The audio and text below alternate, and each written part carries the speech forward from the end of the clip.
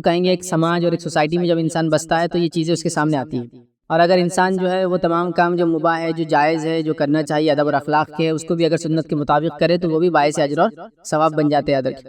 تو لہٰذا کچھ ادب اور اخلاق تو نہایت ضروری ہے ادر کی، اس لیے کہ واجب اور فرض کے درجے تک چلے جاتے ہیں۔ کچھ ادب اور اخلاق ایسے ہیں کہ انسان کے لیے ضروری ہے کہ اسے اپنائے تاکہ وہ ایک سماج اور ایک سوسائٹی کے اندر رہ سکے، اور کچھ آداب اور اخلاق اس لیے بھی ضروری ہے کہ انسان اپنے آپ کو ایک انسان ہونے کے ناطے اس کا وقار باقی رہے۔ جیسا مثال کے طور پہ چھینک آئے اور وہ ہاتھ نہ رکھے، جمائی آئے اور پورا منہ کسی کے سامنے کھول دے، دانت میں کچھ اٹک جائے سب کے سامنے نکالے، تو ظاہر سی بات ہے اس کی ایک ذاتی بد اخلاقی نظر آتی ہے اور سماج میں اس کا وقار گر جاتا ہے، یاد رکھیے، اور اس کی عزت اور مقام نیچے ہو جاتا ہے، یاد رکھیے۔ تو لہٰذا بہت ساری باتیں یاد رکھیے۔ تو آئیے آج میں آپ کے سامنے جو باتیں رکھوں گا وہ ہے مجلس کے آداب۔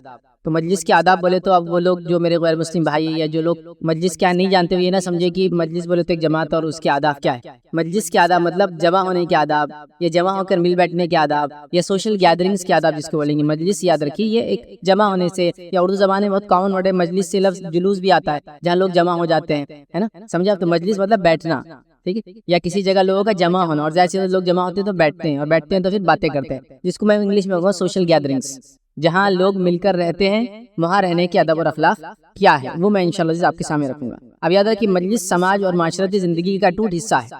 لوگوں کا جمع ہونا اور جمع ہو کر مل بیٹھنا کسی بھی سوسائٹی کا ایک اٹوٹ حصہ ہے، مطلب اس کے بغیر کسی سماج کا تصور ہے ہی نہیں کہ وہ اگر سماج ہے تو بیٹھتے نہیں ہوں گے ساتھ۔ تو مجلس جو ہے کسی بھی سماج کا ایک اٹوٹ حصہ ہے۔ دوسری چیز یاد رکھیے، خود نبی اکرم صلی اللہ علیہ وسلم مجلسوں میں بیٹھے، صحابہ مجلسوں میں بیٹھے، اور مختلف مقامات پر آپ لوگوں نے یاد رکھیے مجلسیں لگائی، یاد رکھیے، اور دین اور دنیاوی دونوں باتیں ان مجالس میں آپ نے، مطلب خود نبی اکرم صلی اللہ علیہ وسلم اور صحابہ نے مجلسوں میں بیٹھے اور دین اور دنیا دونوں کی باتیں اس کے اندر کی بھی ہم جانتے ہیں۔ اسی طرح ہم دیکھتے ہیں اچھے اور برے آدمی کی پہچان یاد رکھی جس مجلس میں بیٹھی جاتی ہے۔ ایک اچھے انسان اور برے انسان کی پہچان ان مجالس یا اس مجلس سے کی جاتی ہے، اس گیدرنگ سے کی جاتی ہے، سوشل گیدرنگ سے کی جاتی ہے جس کے اندر وہ بیٹھتا ہے، جس کے اندر بیٹھنا پسند کرتا ہے، یا جس کے اندر وہ کھڑا ہوتا ہے۔ مثال کے طور پر اب رات میں کسی نکڑ سے چوراہے سے گزرے، وہاں کچھ لوگ جمع تھے اور وہاں جو ہے دور سے دیکھنے والے کو لگ رہا تھا آگ لگ گئی ہے، لیکن نزدیک جا کے دیکھا تو آگ تو نہیں لگی تھی، لیکن ہر آدمی کے ہاتھ میں کچھ نہ کچھ تھا جس کا دھواں اتنا اٹھ رہا تھا کہ جس سے ایسا لگ رہا تھا کہ جیسا آگ لگ گئی یا کچھ لوگ سیک رہے، مطلب وہ سگڑ بھی رہی، تمباکو کر رہے تھے۔ جب وہاں سے آپ گزرے وہاں آپ نے ایک انسان کو، ایک شخص کو دیکھا جس کے بارے میں آپ کے تصورات اچھے تھے، لیکن جب اس کو اس مجلس میں کھڑا دیکھا جہاں دھواں چل رہا تھا تو اس مجلس میں اس کو دیکھتے ہی آپ اس کے بارے میں ایک رائے اور سوچ بنا لیتے ہیں نا۔ تو ظاہر سی بات ہے کہ انسان کی پہچان وہ جس مجلس میں جن لوگوں میں اٹھتا بیٹھتا ہے اس سے ہوتی، یاد رکھیے، بالکل کامن بات ہے، اس میں کوئی اجنبی چیز نہیں، یاد رکھیے۔ اور نبی اکرم صلی اللہ علیہ وسلم نے بھی اسی بات کی طرف اشارہ کیا، اور حدیث کے الفاظ دیکھیے اس طرح سے، جس میں نبی اکرم صلی اللہ علیہ وسلم نے فرمایا اور کہا کہ آدمی اپنے دوست کے دین پر ہوتا ہے، لہٰذا تم میں سے ہر شخص کو چاہیے دیکھنا چاہیے کہ وہ کس سے دوستی کر رہا ہے۔ انسان اپنے دوست کے دین پر ہوتا ہے، دوست کے طریقے پہ ہوتا ہے، تو ہر انسان کو دیکھنا چاہیے کہ وہ کس کے ساتھ رہتا ہے، کس سے دوستی کرتا ہے، تو یہ بھی وضاحت کر دی۔ اسی طرح جو ہے آدمی جن لوگوں کے مجالس میں بیٹھتا ہے، یاد رکھیے ان جیسا وہ ہو بھی جاتا ہے، جن لوگوں کی مجالس میں لوگ بیٹھتے ہیں وہ ان جیسا ہو بھی جاتے ہیں۔ اس کے لیے ایک مشہور روایت جو صحیح بخاری کی ہے، میں مفہوم رکھتا ہوں، روایت چونکہ طویل ہے، روایت کا معنی یہ ہے کہ اگر ایک انسان کسی سے دوستی کرتا ہے اور اگر وہ دوست عطر یا مشک بیچنے والا ہے یا مشک کی تجارت کرتا ہے تو اللہ کے رسول صلی اللہ علیہ وسلم فرماتے ہیں اس کو کچھ نہ کچھ فائدہ تو اس سے ہوگا، یا تو وہ ہدیے میں مشک دے دیں گا، تحفے میں دے دیں گا، یا تو کچھ نہیں تو اس کے ساتھ رہنے سے وہ کبھی مشک لگا دیں گا، یا تو تیسرا فائدہ ہوگا صرف ساتھ رہنے سے اس کی خوشبو بچ جائیں گی۔ تین میں سے ایک بینیفٹ تو ملیں گے، یا تو گفٹ میں مل جائیں گا اس کو مشک، یا تو وہ کبھی لگا دیں گا تو اس کی خوشبو آ جائیں گی، یا تو ساتھ رہنے سے کم از کم ہوگا۔ اور یہ اچھی مجلس کی، اچھے دوست کی مثال ہے۔ اور بری مجلس اور برے دوست کی مثال آپ نے ایسی دی کہ ایک انسان جو لوہار ہے، بھٹی چلاتا ہے، تو لوہار کیا ہوتا ہے، وہ ہوا مارتا ہے، چنگاریاں اڑتی ہے، دھول اڑتی ہے، یا تو چنگاریاں اڑ کے اس سے کپڑے جلیں گے اس سے برے دوست کی وجہ سے، یا دوسرا کم از کم اس کی بدبو دھونی جو دھواں ہوتا ہے وہ تو اس کے اندر بس جائیں گے، ہے نا۔ تو اس سے پتہ چلا کہ اشارہ حدیث میں کیا گیا کہ انسان جن لوگوں کے ساتھ رہتا ہے اس جیسا ہو جاتا ہے۔ تو خوشبو والے انسان کے ساتھ ہوں گا، تحفے میں خوشبو مل جائیں گی، یا تو خوشبو لگا لیں گے، یا تو ساتھ رہنے سے خوشبو بچ جائیں گی۔ اور اگر ایک لوہار کے پاس رہیں گا تو ظاہر سی بات ہے جو اس سے چنگاریاں اڑتی یا تو اس کے کپڑے جلیں گے، یا تو کیا ہوگا، کم از کم دھوئے کی بدبو اس کے آنگن میں ہو جائیں گی۔ سمجھ رہے ہیں بات کو؟ تو لہٰذا مجلس کے اندر انسان جیسی رہتا ہے ویسا ہو جاتا ہے، یہ حدیث اسی طرف اشارہ کر رہی، یاد رکھیے۔ تو لہٰذا ہمیں اس بات کا بہت خیال رکھنا چاہیے، ہم کن لوگوں میں ہوتے ہیں، کن لوگوں میں اٹھتے بیٹھتے ہیں، کیسے رہتے ہیں۔ یہ درس جو میرا ہے یہ عورتوں اور مرد دونوں کے لیے، لڑکے اور لڑکیوں دونوں کے لیے، تو یہ مخصوص نہیں، ورنہ مجلس بولے تو لوگ سمجھیں گے عورتیں وہ تو صرف مرد مجلس لگاتے ہیں، ہمارا کہاں ہے، عورتیں بھی ذات سے دعوت میں شادی بیاہ کے اندر لوگوں کے پاس آتی جاتی ہے، جب ہم کسی کے پاس آتے اور جاتے ہیں تو مجلس ہو جاتی ہے، لوگ جمع ہو گئے مجلس ہو گئے۔ تو مجلس ضروری نہیں کہ گھر میں ہو، گھر میں ہو سکتی ہے، ٹکڑ پہ ہو سکتی ہے، چوراہے پہ ہو سکتی ہے، سڑک پہ ہو سکتی ہے، چھت پہ ہو سکتی ہے، سوشل گیدرنگ جہاں بھی ہو مجلس کہلائیں گی، یاد رکھیں ٹھیک ہے. پھر سوشل گیدرنگ میں سمجھتا آپ جانتے ہیں 2-3-4 لوگ ہو جائے تو سوشل گیدرنگ بولیں گے، لوگ جمع ہونا شروع ہو گئے ہے نا. ایک ہے تو اکیلا ہے، 2 ہے تو جو ہے معاملہ بڑھ گیا، اور 3 اور 4 اور 5 اور 6 معاملہ بڑھتے جا رہا ہے. تو اس بات کو ذہن میں رکھیں. اگر دینی مجلس ہو یاد رکھیے تو اس کے بڑے فضائل بھی آتے ہیں روایتوں کے اندر، لیکن ہمارا آج کا مقصد جو ہے دینی مجلس نہیں، بس مجلس پہ ہم بات کر رہے ہیں. تو دینی مجلس سے ہو تو اس کی بڑی فضیلت یاد رکھیں. اور کیا فضیلت ہے میں سمجھتا ہوں ایک مشہور روایت ہے صحیح مسلم کی، آپ لوگ تمام کئی بار وہ روایت کو سن چکے ہوں گے، جس کے اندر میں اس کا مفہوم رکھتا ہوں چونکہ وہ بڑی طویل روایت ہے. جس کے اندر مفہوم یہ ہے کہ جب لوگ جمع ہوتے ہیں اللہ کا ذکر کرتے ہیں، حمد و ثنا کرتے ہیں، لا الہ الا اللہ پڑھتے ہیں، الحمدللہ کہتے ہیں، تو کیا ہوتے ہیں فرشتے ایسی جگہوں کو ڈھونڈ لیتے ہیں. کچھ فرشتے ہوتے ہیں جو گھومتے رہتے ہیں، وہ ایسی جگہوں کو ڈھونڈ لیتے ہیں اور وہاں کے جمع ہونا چالو ہوتے ہیں، ایک کے اوپر اپنے پر کرنا شروع کرتے ہیں، اور اتنے جمع ہوتے ہیں کہ ایک کے اوپر آسمان تک پہنچ جاتے ہیں. اس کے بعد جو ہے وہ جب مجلس ختم ہوتی ہے، برخاست ہوتی ہے، تو اللہ تعالیٰ ان سے پوچھتا ہے، حالانکہ اللہ تعالیٰ سب جانتا ہے کیا ہوا ہے. پھر وہ پوچھتا ہے کہ میرے بندے کیا کر رہے تھے؟ فرشتے کہتے ہیں اللہ کا تیرا ذکر کر رہے تھے، مختلف الفاظ ذکر کے فرشتے ادا کرتے ہیں، یہ کر رہے تھے. پھر اللہ پوچھتا ہے کہ وہ کیا مانگ رہے تھے؟ تو اللہ وہ تیری جنت مانگ رہے تھے. اللہ پوچھتا ہے کیا انہوں نے کبھی دیکھا؟ تو وہ کہتے نہیں انہوں نے کبھی دیکھا تو نہیں، لیکن وہ اس کو طلب کر رہے تھے. اس کے بعد اللہ تعالیٰ پوچھتا ہے اور کیا مانگ رہے تھے؟ تو وہ کہتے ہیں اللہ تیرے جہنم سے تیری آنکھ سے پناہ مانگ رہے تھے. تو اللہ تعالیٰ کہتا ہے کیا انہوں نے اس کو دیکھا؟ تو کہا نہیں دیکھا. تو اللہ تعالیٰ کہتا ہے فرشتوں تم گواہ رہنا، میں نے سب کو معاف کر دیا. تو فرشتے پوچھتے ہیں اللہ تعالیٰ اس کے اندر تو کچھ لوگ ایسے تھے جو مجلس میں آئے نہیں تھے خاص، بلکہ لائے گئے تھے، مطلب گزر رہے تھے تو کسی نے بولا آ جاؤ تو آ گئے، مطلب دل سے نہیں تھا لیکن آ گئے. تو اللہ کہتا ہے جاؤ ان کی میں نے مغفرت کر دی. تو گویا اللہ کے ذکر کی مجالس کے بینیفٹس، فائدے، فضائل یہ ہے کہ ایک نہ چاہتے ہوئے بھی گزرنے والا انسان اس سے فائدہ اٹھا لیتا ہے اور اپنی مغفرت کرا سکتا ہے. تو اللہ کے ذکر اور ذکر والی مجلسوں کے کیا فائدے ہیں؟ میں سمجھتا ہوں اسی کا الٹ شیطانی ذکر، برائی کا ذکر، خراب مجلسوں کے نقصان بھی اتنے زبردست ہوں گے جتنا اچھے مجلسوں کے فائدے یاد رکھیں. اور یہ بڑی اہم چیز یاد رکھیں. میں چھوٹا سا واقعہ سناتا ہوں. میں ایک سفر پہ تھا یو کے میں، تو وہاں میرا ایک علاقے میں درس تھا. وہ درس تو جنرلی یو کے وغیرہ میں درس 15 سے 20 منٹ سب سے بڑے ہوتے ہیں، اس سے بڑے درس نہیں ہوتے یاد رکھیں. تو بس 15-20 منٹ بولے تو فنش، ہاف این آور بولے تو بہت بڑا درس. تو اسی طرح درس ہوتے ہیں. تو وہاں موقع تھا تو میں نے ایک تقریر دی. تقریر میری اردو میں تھی، ٹھیک. تو وہاں ایک شخص تھا جو انگریز تھا، وہ بیٹھ کے پوری تقریر میں بیٹھا رہا. جب پوری تقریر ختم ہو گئی، بعد میں ملاقات ہوئی تو میں نے اس سے بات چیت کی. کھانے بھی جب بیٹھے، بات چیت کے دوران پتا چلا کہ اس نے 10 سال پہلے اسلام قبول کیا تھا، 10 ایئرز بیک. میں نے کہا اردو آتی ہے؟ تو کہا نہیں اردو نہیں آتی ہے مجھے. عمر پوچھے تو عمر بتایا ماشاء اللہ سے 74 سال، جس کو دیکھ کر مجھے بالکل بھی احساس نہیں ہوا کہ وہ 74 سال کا انسان ہوگا. بہت مطلب ہندوستان کا بوڑھا تھا ایک طرح سے، لیکن ان کے بال چونکہ وہ بلونڈ ہوتے ہیں تو وہ بوڑھا کیا اور جوان کے سمجھ میں نہیں آتے. مطلب بڑھاپے سے، جوانی سے وہ بوڑھے جیسے دکھتے ہیں اور بڑھاپے میں بوڑھے دکھتے نہیں. مطلب وہ بالوں کا کلر جو ہوتا ہے نا، گوڑیا والے بال جو بولتے ہیں، اس ٹائپ کا اس کے کلر تھا. تو اس سے عمر سمجھ میں نہیں آتی جلدی انسان کی. تو کہا میری ایج 74 ایئرس. تو میں نے کہا تم 20 منٹ سے میری تقریر میں بیٹھے تھے، 20 منٹس تم بیٹھے، کیا سمجھا تم اور کیوں بیٹھے تھے؟ تو کہا نہ مجھے کچھ سمجھا نہ مجھے اردو آتی. میں نے کہا کیوں بیٹھے؟ تو کہا بس وہ صحیح مسلم کی حدیث کے مطابق میں اس کی فضیلت اٹھانا چاہتا تھا کہ ذکر کی مجلس میں جو انسان بیٹھ جاتا ہے تو وہ اگر جاتا ہوا بھی ہو، چلتا ہوا بھی ہو، کسی نے لا کے بٹھا بھی دیا تو اس کو فضیلت ہے. تو کہا تم بھی اللہ کا ذکر کر رہے تھے اس لیے بیٹھ گیا بس. دیکھیں آپ ذکر کی مجلس کی کیا فضیلت ہے یاد رکھیں کہ فرشتے گھیر لیتے ہیں اور اللہ اس کی مغفرت کر دیتا ہے، مطلب مجلس کے خاتمے تک مغفرت ہو جاتی ہے. بہرحال اسی طرح جو ہے اللہ کے ذکر والی مجلسوں کے بینیفٹ ایک بتاتا ہوں آپ کو، چونکہ عنوان اس پہ نہیں لیکن بس بات رکھ رہا ہوں، بات آئی تو اس کو اللہ تعالیٰ فرشتوں میں اس کو یاد کرتا ہے. حدیث کے الفاظ دیکھیں صحیح بخاری کے اس طرح سے ہے کہ ابو ہریرہ رضی اللہ عنہ فرماتے ہیں نبی اکرم صلی اللہ علیہ وسلم فرمایا اللہ تعالیٰ فرماتا ہے کہ اپنے بندے کے گمان کے ساتھ ہوتا ہوں. یہ حدیث قدسی ہے کہ تو اللہ تعالیٰ فرماتا ہے میں بندے کے گمان کے ساتھ ہوتا ہوں، اور جب وہ مجھے اپنے دل میں یاد کرتا ہے تو میں بھی اپنے دل میں یاد کرتا ہوں، اور جب وہ مجھے مجلس میں یاد کرتا ہے تو میں اس سے بہتر فرشتوں کی مجلس میں اس کو یاد کرتا ہوں. تو اللہ تعالیٰ بھی اگر بندہ اللہ کو یاد کرتا ہے تو اللہ بھی بندوں کو مجلس میں یاد کرتا ہے، جو بہترین فرشتوں کی مجلس ہوتی ہے اس میں ہمیں یاد کرتا ہے. تو بہرحال اس سے دینی مجالس کی میں سمجھتا فضیلت آپ کے سامنے ہے. اب انسان مجلس کہاں بیٹھتا ہے، سوشل گیدرنگز کرتا ہے، بعد میں رکھ چکا ہوں. یہ بازار ہو سکتے ہیں، بازار میں اگر ہو تو اس کے آداب ہے، لیکن میرا بھی وقت نہیں ہے اور میں بازاروں میں مجلس لگانے کے بیٹھنے کے آداب میں اس سے پہلے ایک لیکچر میں رکھ چکا ہوں، اس لیے میں اس پہ نہیں جاؤں گا. تو بازاروں میں ہوتی ہے، نکڑ پہ ہوتی ہے، چوراہوں پہ ہوتی ہے، کارنرز پر ہوتی ہے، چھت پہ ہوتی ہے، زمین پر ہوتی ہے، کسی اجتماع کی شکل میں ہو سکتی ہے، اسکول اور کالج کے اندر ہوتی ہے، انٹرویو اور ریسرچ کے اندر ہو سکتی ہے، کوئی بلا کے دعوت دے کر آپ کو مجلس جما سکتا ہے نا، کھانے کی مجلس بولیں گے اس کو آپ، مشورے کی مجلس ہو سکتی ہے. تو کئی جگہ لوگ جمع ہو سکتے ہیں یاد رکھیے، اور وہاں اچھا بھی ہو سکتا ہے اور برا بھی ہو سکتا ہے، شورغل بھی ہو سکتا ہے، صحیح کام بھی ہو سکتا ہے، اللہ کا ذکر بھی ہو سکتا ہے، اور نحوست بڑی لعنت بھری اور بدترین مجلس بھی ہو سکتی ہے جو اللہ کا ذکر ہی نہ ہو. ٹھیک ہے، تو بہرحال تمام قسم کی چیزیں ہوتی ہے. اب آئیے ہم سیدھا مجلس کی طرف بڑھتے ہیں، اور مجلس میں داخلے اور بیٹھنے کے وقت کن چیزوں کا آپ لحاظ رکھیں. میں ٹوٹل آپ کے سامنے آج کہوں بھائی 27 نکات رکھوں گا، 27 پوائنٹس، اور سارے پوائنٹس بہت شارٹ ہیں، اور تقریباً تمام حدیث کے میں مفہوم رکھوں گا کیونکہ حدیث بڑی طویل ہے، تو اس کے معنی مفہوم یا ایک اس کا پارٹ ہم دیکھتے چلیں گے. تو 27 نکات رکھوں گا مجلس میں بیٹھنے کے، جس کا پہلا پارٹ انشاءاللہ مجلس میں داخلہ اور بیٹھنے کے آداب. انٹرویو بیٹھنا ہے، پھر بات چیت ہے اور پھر جانا ہے. مطلب ایسا فیزز میں انشاءاللہ ہم دیکھیں گے اور 27 پوائنٹس میں ہم اس کو انشاءاللہ خاتمے تک لے جائیں گے. تو آئیے سب سے پہلے جو ہے مجلس میں داخلے اور بیٹھنے کے آداب کیا ہوں گے یاد رکھیے. تو پہلا آداب یہ کہ مجلس میں کوئی انسان جائے تو سلام کرے. ہمارے پاس دیکھا جاتا ہے کہ لوگوں کو سارے کام کرنے میں شرم نہیں آتی لیکن سلام کرنے میں بڑی شرم آتی ہے. مجلس میں تو سیدھا گھس گئے شروع ہو گیا اور کیا چل رہا اور شروع ہو گیا. اور کچھ لوگوں کا تو یہ حال ہے سلام کے معاملے میں آپ کو کیا بولا, آپ ان کو سلام بھی کرے تو بولتے ہیں اچھا کیسے چل رہا کیا چل رہا السلام علیکم, ہاں کیسے میں تو اچھا ہوں. ارے سلام اچھے ہے کہ پوچھنے کا نہیں ہے, سلام کا جاؤ وعلیکم السلام نہیں. اب السلام علیکم آپ ان کو کیجیے کیا جواب دیں گے آپ کو, ہاں کیسے اچھے ہم تو اچھے. ارے وعلیکم السلام کہاں ہے تو گویا نہیں. آپ فون پہ کسی کو آپ کیا السلام علیکم وہ بولیں گا جی, ارے السلام علیکم ہاں جی, وہ جواب نہیں دیں گا. جو گویا ہماری تربیت میں سلام کا جواب نہیں ہے. سلام کرنا بھی نہیں ہے اور سلام کرنا نہیں ہے تو اس کا جواب بھی نہیں یاد رکھیے. کبھی کبھار کچھ لوگ ہوتے ہیں جو سلام جواب دونوں نہیں کرتے, نہ سلام نہ اس کا جواب. کچھ لوگ ہوتے ہیں سلام کرنے کے عادی ہوتے ہیں, جواب دینے کے عادی نہیں ہوتے. ان کو آپ کتنا بھی سلام کرو وہ السلام علیکم ہی بولیں گے. آپ السلام علیکم تو آپ کو جواب کیا کریں السلام علیکم. تو ایک وہ ہے جو سلام جواب دونوں نہیں کرتے, ایک وہ پارٹی ہے جو صرف سلام ہی کرتے رہتے, اور دوسری وہ پارٹی ہے جو صرف جواب دینے کے لیے رہتے. آپ سلام نہیں بھی کرتے وعلیکم السلام, لیکن سلام ہی نہیں کیا بنے. تو میں سیٹ صاحب ہوں نا, میں صرف وعلیکم السلام بولتا ہوں, میں السلام علیکم عادی نہیں ہوں. تو میرے نوکر میں کو سلام کرتے, میرے کلیگز میں کو سلام کرتے, میرے سبارڈینیٹ نیچے کام کرنے والے میں کو سلام کرتے.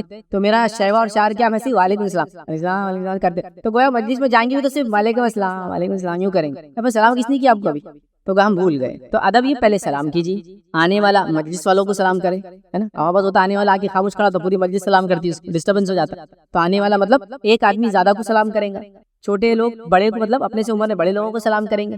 تو یہ ادب اور اس کے آداب. لیکن بہرحال کوئی نہ فالو کرے تو آپ اس کو کریں. لیکن اگر کوئی دینی مجلس ہے, درس و تدریس ہے, کلاس وغیرہ ہو رہی تو وہاں سلام نہیں کریں گے, خاموشی سے آ کے آپ بیٹھ جائیں گے, اس لیے کہ وہاں پہ ڈسٹرب ہوں گے. جیسے کوئی درس میں السلام علیکم تو پورا درس ڈسٹرب ہوگا ہر بار, ہے نا. تو وہ ادب نہیں. پھر وہ جب درس ختم ہو جائے گا تو پھر اپنے آس پاس السلام علیکم کیسے کیا اس طرح سے وہ کام کریں گے, ٹھیک ہے. تو لہٰذا پہلا کام کیا کرنا ہے آپ کو, سلام کرنا. مجلس میں آتے یاد رکھیے. اور اللہ کے رسول صلی اللہ علیہ وسلم کے تعلق سے یہ بات ہمیں ملتی ہے. اور حدیث کے الفاظ دیکھیے اس طرح سے, سنن ترمذی کی روایت ہے کہ نبی اکرم صلی اللہ علیہ وسلم نے فرمایا جب تم میں سے کوئی شخص کسی مجلس سے پہنچے تو سلام کرے, پھر اگر اس کا دل بیٹھنے کو چاہے تو بیٹھ جائے, پھر جب اٹھ کر جائے تو سلام کرے. پہلا سلام دوسرے سلام سے زیادہ ضروری نہیں ہے, مطلب آتے وقت اور جاتے وقت سلام ضرور کرے. جاتے وقت سلام کے ساتھ دعائیں اور دے سکتے ہیں, خدا حافظ اللہ حافظ بولنے میں کوئی مسئلہ نہیں, چونکہ وہ بھی حفاظت کی ایک دعا ہے. لیکن سلام کا ریپلیسمنٹ نہیں ہے, یاد رکھیں. جیسے ہمارے پاس سلام کی ریپلیسمنٹ صبح الخیر, شب الخیر اور کچھ بھی, یہ چیزوں کو بھی ریپلیسمنٹ, سلام کا بدل, سمجھ رہے ہیں. سلام کی کوئی چیز بدل نہیں ہے, سلام سلام ہے, اس کو ہی کرنا ہے, ٹھیک ہے. بہرحال سلام اور اس کے تعلق سے ایک تفصیلی میری گفتگو ہے انشاءاللہ, پھر کبھی آئیں گی سلام اور اس کے ادب اور اس کا طریقہ. بہرحال تو یہ آتے ہی پہلے سلام کریں گا. دوسرا کام یاد رکھیں, مصافحہ کریں گا. اور مصافحہ اگر کریں گا یہ اس مجلس میں جہاں ڈسٹربنس سے کوئی مسئلہ نہیں ہوتا, دینی ہے مجلس ہے, درس چل رہا ہے, لیکچر ہو رہی, کلاس ہو رہی, تب نہیں. لیکن ایک مجلس ہے اس میں لوگ بات چیت کر رہے ہیں اور اس کے اندر آپ ہلچل کر سکتے ہیں, ڈسٹربنس سے کوئی مسئلہ نہیں ہوگا. تو جب وہاں آئیں گے آپ سلام کے بعد کیا کریں گے, ہاتھ ملائیں گے. اور ہاتھ ملانے کا ادب یہ کہ آپ سیدھے طرف سے ہاتھ ملانا چالو کریں گے لوگوں سے. مطلب مثال کے طور پہ لوگ کھڑے اور جیسے میں آیا ہوں اسی ڈائریکشن سے آیا ہوں اور لوگ کھڑے ہیں, تو عموماً ہم دیکھتے ہیں انسان آتا ہے جو بیچ میں جاتا ہے پہلے اس کے بعد چلا جاتا ہے, یا ادھر سے الٹے سے شروع کرتا ہے. تو پہلے میں اندر جاؤں گا, میں یوں گیا اور آپ لوگ کھڑے, میں نے سلام کیا, سلام کرنے کے بعد میں ہاتھ ملاؤں گا سیدھے طرف سے, 1 2 جو بھی, مطلب مجلس کا سیدھے سے الٹے کی طرف جائیں گے. ہمارے پاس پہلے تو ایک ہوتا سینٹر میں گھس جاتے, یا پہچان والے کو پہلے ہاتھ دے دیتے, اور یا تو الٹے سے شروع ہو جاتے. نہیں, پہلے سیدھے سے فرسٹ آدمی جو ہے رائٹ ہینڈ, اس سے میں ہاتھ ملاؤں گا, پھر سیکنڈ, پھر تھرڈ, پھر فورتھ, پھر ففتھ. تربیت کے لیے ایسا بھی ہو سکتا ہے کہ اگر کوئی آدمی ایسی غلطی کرے تو تربیت کے لیے, ڈانٹنے کے لیے, ذلیل کرنے, تربیت کے لیے آپ بول سکتے ہیں کہ سیدھے ہاتھ سے شروع کیجیے. کوئی آدمی آیا اس کو یاد نہیں رہا, آ کے گھس گیا بیچ میں, تو آپ بول سکتے ہیں سیدھے ہاتھ سے شروع کیجیے. تو پھر وہ شروع ہوگا سیدھے سے, ٹھیک ہے. تو سیدھے سے الٹے کی طرف کریں. اور سلسلۃ الحدیث صحیحہ کی روایت ہے, اس میں نبی اکرم صلی اللہ علیہ وسلم نے فرمایا, حدیث کا ایک میں حصہ رکھ رہا ہوں, دائیں طرف والے پس دائیں طرف والے, خبردار دائیں طرف سے شروع کیا کرو. مطلب دائیں طرف سے نبی اکرم صلی اللہ علیہ وسلم نے ایک مجلس میں کسی بھی کام کو شروع کرنے کا حکم دیا, یاد رکھیں, ٹھیک ہے. اسی طرح جو ہے تیسرا کام جو کریں گے جب مجلس میں ہم داخل ہوں گے وہ یہ ہے, کسی کو اٹھا کر اس کی جگہ پہ نہیں بیٹھنا چاہیے, یاد رکھیں. اور یہ چیز درست نہیں ہے, اور صحابہ اس کو بہت برا مانتے تھے, اس لیے کہ نبی اکرم صلی اللہ علیہ وسلم نے اس چیز سے جو ہے منع کیا تھا. اور اس کے تعلق سے عبداللہ بن عمر رضی اللہ عنہ کی ایک روایت ہے, وہ فرماتے ہیں کہ نبی اکرم صلی اللہ علیہ وسلم نے اس سے منع فرمایا تھا کہ کسی شخص کو اس کی جگہ سے اٹھایا جائے تاکہ دوسرا اس کی جگہ پر بیٹھے. البتہ آنے والے کو مجلس میں جگہ دے دیا کرو اور فراخی کر دیا کرو.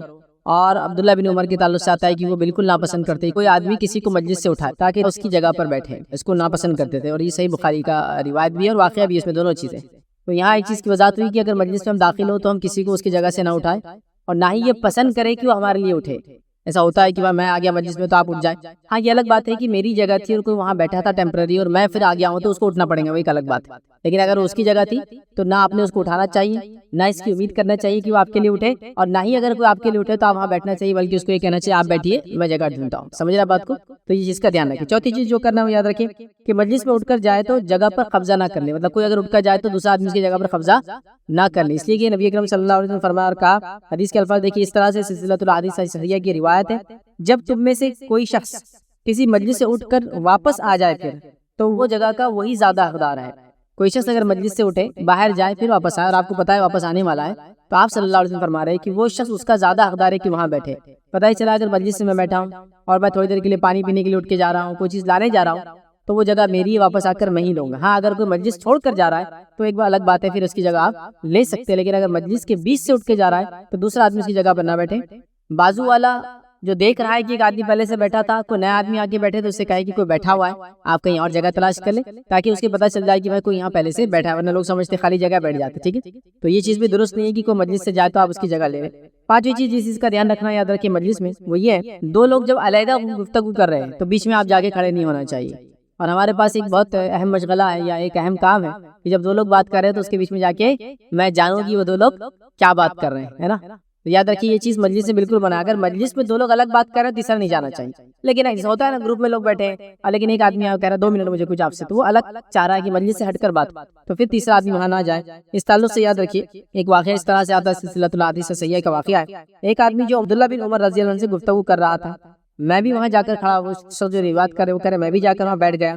ابن عمر رضی اللہ جو ہے ان نے اپنا ہاتھ میرے سینے پر مارا اور کہا، کیا تجھے علم نہیں ہے کہ رسول اللہ صلی اللہ علیہ وسلم نے فرمایا جب دو آدمی علیحدہ گفتگو کر رہے ہو تو اجازت کے بغیر ان کے پاس مت بیٹھو۔ نبی اکرم صلی اللہ علیہ وسلم فرمان سنا اور کہا کہ جب دو آدمی علیحدہ گفتگو کر رہے ہیں تو تیسرا وہاں جا نہیں سکتا جب تک کہ اجازت نہ لے لے۔ اسی طرح چھٹا جو ہم دیکھیں گے، جو جب ہم مجلس میں داخل ہو تو جو کرنا ہے عمل، اس میں چھٹا عمل یہ کہ نافرمانی اور گناہ کی مجلسوں میں آپ شامل نہ ہوں۔ مثال کے طور پہ آپ کسی مجلس میں چلے گئے، آپ کو لگا کچھ خیر اور اچھی بات ہو رہی ہے، لیکن جب گئے تو دیکھا نافرمانی کی اور معصیت کی بات ہو رہی ہے، کھلواڑ ہو رہا ہے، ہنسی کی جا رہی ہے، مذاق کیا جا رہا ہے، تو ظاہر سی بات ہے وہاں سے آپ فوراً پلٹ جائے۔ ایسی مجلس جہاں دین کا مذاق اڑایا جا رہا ہے، اللہ کا، رسول کا یا کسی بھی چیز کا مذاق اڑایا جا رہا ہے، تو ہم فوراً کیا کریں، اس مجلس سے اجتناب کریں، چونکہ اللہ رب العزت نے قرآن کے اندر ایسی مجلسوں میں بیٹھنے کو اللہ کے رسول صلی اللہ علیہ وسلم منع کیا کہ مشرک جب اللہ کے دین کا مذاق اڑا رہے ہیں تو نبی آپ ان میں نہ بیٹھے، ہاں وہاں سے چلے جائیں۔ جب وہ کوئی نارملی عام بات کرنے لگے تو پھر آپ اس میں شامل ہو سکتے ہیں، تو ایسی مجلسوں میں نہیں بیٹھنا چاہیے۔ اسی طرح جو ایسی مجلس جہاں حرام کام ہو رہا ہے وہاں بھی آپ نہیں بیٹھیں گے۔ اس کی مثال اس طرح سے ترمذی کی روایت ہے، نبی اکرم صلی اللہ علیہ وسلم فرمایا اور کہا، جو شخص اللہ پر آخرت کے دن پر ایمان رکھتا ہے وہ ایسے دسترخوان پر نہ بیٹھے جہاں شراب کا دور چل رہا ہو، مطلب جہاں شراب پی جا رہی ہو وہاں پھر ایک انسان نہیں بیٹھے گا، یاد رکھیں۔ سمجھ رہا؟ تو پتہ چلا حرام جہاں ہو رہا ہے ایسی مجلسوں میں بھی آپ نہیں بیٹھیں گے۔ ایسا دستر بھی تو ایک مجلس ہے نا، گروپ بیٹھتا ہے، سوشل گیدرنگ ہوتی ہے، تو وہاں بھی احتیاط کریں گے۔ ساتویں چیز یاد رکھیے، مجلسوں میں کشادگی کرنا چاہیے، مطلب آرام سے بیٹھنا چاہیے، بہت زیادہ پھنس پھنس کر بھی نہیں، ٹھیک ہے، بہت زیادہ بھی اتنا کھلا نہیں کہ بہت گیپ ہو جائے، تو مجلسوں میں کشادگی رکھنا چاہیے۔ اور ابو ہریرہ رضی اللہ عنہ فرماتے ہیں، یہ سلسلۃ الاحادیث صحیحہ کی روایت ہے، آپ نے فرمایا کہ رسول اللہ صلی اللہ علیہ وسلم فرمایا، کوئی آدمی کسی کے لیے اپنی نشست سے کھڑا نہ ہو بلکہ مجلس میں گنجائش پیدا کرو، اتنا بھی وہ مت نہ کرو کہ کسی کو کھڑا ہونا پڑے کسی کے لیے، بلکہ مجلس میں گنجائش پیدا کیا کرو، اللہ تعالیٰ تمہارے لیے وسعت پیدا کرے گا۔ مجلسوں میں اٹھنے کی ضرورت نہیں، گنجائش مطلب تھوڑا ایڈجسٹ کر کے وہ آدمی کو آکیپائی کر لیں، ٹھیک۔ تو یہ 7 پوائنٹس یاد رکھیں کہ جب مجلس میں ہم آئے، داخلہ اور بیٹھنے کے وقت کیا کریں۔ اب آئیے آگے کا ہم پوائنٹ دیکھتے ہیں کہ مجلس میں بات چیت کرنے کے آداب کیا ہوں گے۔ اب ایک مجلس میں آپ چلے گئے، اب آپ کو بات چیت کرنا ہے تو اس کے کیا آداب ہوں گے۔ تو پہلا یاد رکھیے، بات چیت میں احتیاط ضروری ہے، بات چیت میں احتیاط ضروری ہے، جیسے کہ اللہ رب العزت نے قرآن فرمایا اور کہا، ما یلفظ من قول الا لدیہ رقیب عتید، اللہ فرماتا اور کہتا ہے کہ انسان منہ سے کوئی لفظ نکال نہیں پاتا مگر اس کے پاس نگہبان تیار ہوتے ہیں جو اس کو لکھ لیتے ہیں۔ تو مجلس میں احتیاط ضروری ہے کہ جب آپ منہ کھولے تو اچھی بات کر رہے ہیں، ورنہ منہ کو بند رکھے، پہلا کام۔ دوسرا کام یاد رکھیے، صرف ایک کلمہ، دوسری چیز یاد رکھیے کہ آپ اچھی بات کریں، اور یہ بات یاد رکھیے صرف ایک کلمہ آپ کو جنت پہنچا سکتا ہے، اور ایک کلمہ جہنم میں لے جانے کے لیے کافی۔ آئی حدیث کے الفاظ سنیے کس طرح سے، اور یہ حدیث جو ہے صحیح بخاری کی ہے، نبی اکرم صلی اللہ علیہ وسلم فرمایا اور کہا کہ بندہ اللہ کی رضامندی کے لیے ایک بات زبان سے نکالتا ہے، ایک بات، سنگل بات زبان سے نکالتا ہے، اسے کوئی اہمیت نہیں دیتا۔ ایک بات زبان سے نکالتا ہے لیکن اس کو کوئی اہمیت نہیں دیتا، بندے کے نزدیک کوئی اہمیت نہیں ہوتی ہے، مگر اس کی وجہ سے اللہ اس کے درجے بلند کر دیتا ہے، مطلب وہ جنت میں جائیں گے اور درجے بلند ہوں گے اس کے۔ اور پھر فرمایا، ایک دوسرا بندہ ایک کلمہ اپنی زبان سے ایسا نکالتا ہے جس کے بارے میں وہ سوچتا بھی نہیں، لیکن وہ اللہ کی ناراضگی کا باعث بن جاتا ہے، اور اس کو وہ کوئی اہمیت نہیں دیتا کلمے، مطلب ایک معمول کی جیسا بول دیتا ہے، اور وہ ایک جملہ اس کی جہنم میں لے جانے کے لیے کافی ہو جاتا ہے۔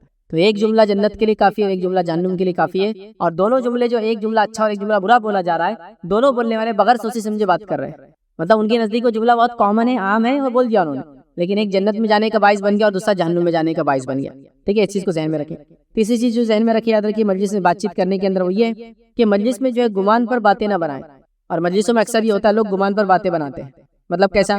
اندازے اور گمان لگا کر لوگوں کی برائیاں یا باخبر ہونے کی ہوشیاریاں دکھاتے ہیں، سمجھے؟ اندازے اور گمان کی بنیاد پر لوگوں کی خبریں اپنے پاس ہونے کا دعویٰ کرتے ہیں۔ مثال کے طور پر ایک آدمی آیا اور اچھے کپڑے پہن کے آیا، کل چوری کیا اس نے، رشوت بہت شروع کر دیا اس نے، آپ کو کوئی بیک گراؤنڈ نہیں معلوم اس کا، لیکن آپ نے صرف لوگوں کے حالات کے اعتبار سے گمان لگائے، اندازے لگائے اور گیس ورک شروع کر دیا، سمجھا؟ رشوت تو ہاں گورنمنٹ آفس میں تو ہوتا ہی ہے، سب شروع کر دیے ہوں گے انہوں نے بھی، صرف گمان ہے، کچھ بھی نہیں۔ اب بچی کی شادی ایسے سود پہ پیسہ لیے ہوں گے، بچے کا فلاں ولیمہ کیا سود پہ کر رہے ہوں گے، لیکن آپ کو کیسا پتا چلا؟